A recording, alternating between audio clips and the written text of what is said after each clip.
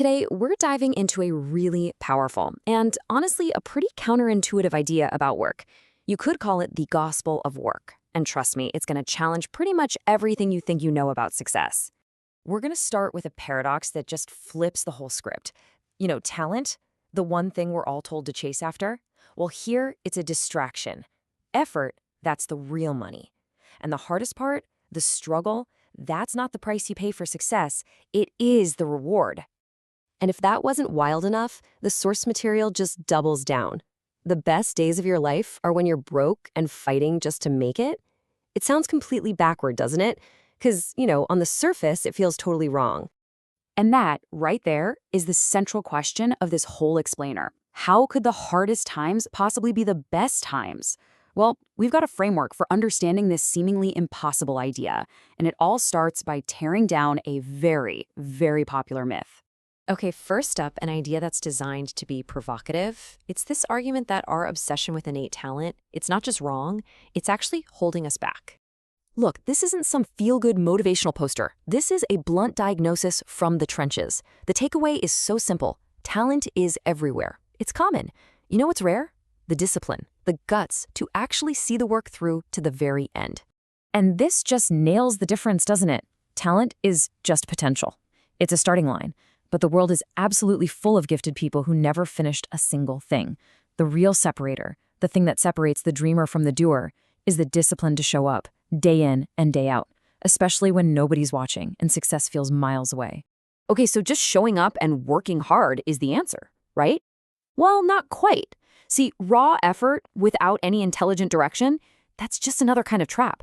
We have to be making the right moves. This is such a vital check on just grinding it out.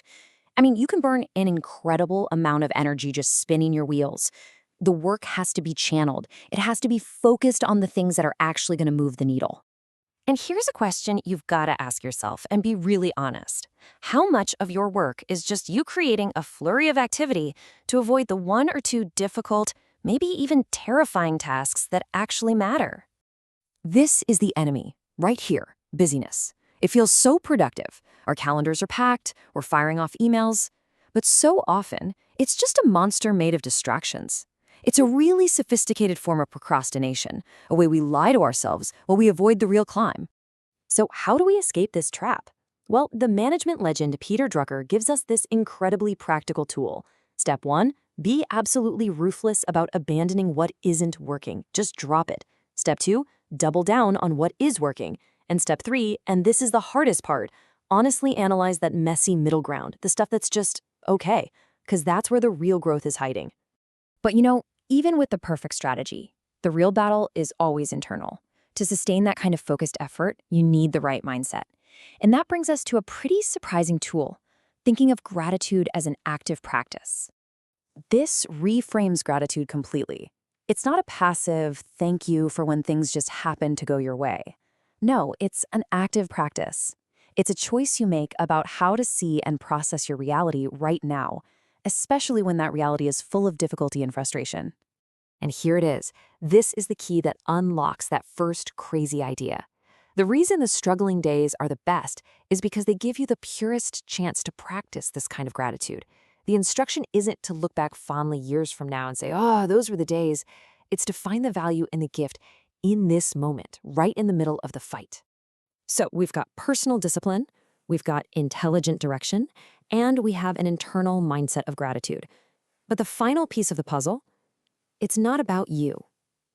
True excellence, it rarely happens in a vacuum. It requires a shift from me to we. This is all about shared responsibility. It's about building a culture where everyone is bought in, committed to the same high standard. Yeah, you push yourself, absolutely. But you also create an environment where you push and support each other, where everyone's effort lifts up the whole group. Simon Sinek's distinction here is just so sharp and so important. A star is obsessed with their own light. A leader is obsessed with igniting the light in other people. One builds a monument to themselves, the other builds a movement that can live on long after they're gone.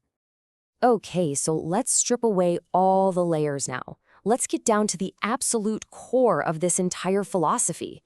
After all the theory, after all the talk, what's left? Now, this isn't an argument for being lazy or shallow, not at all.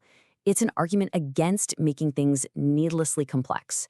It's a call to cut through the noise, the fancy systems, and the performative productivity, and just focus on the essential, elegant action that actually creates results.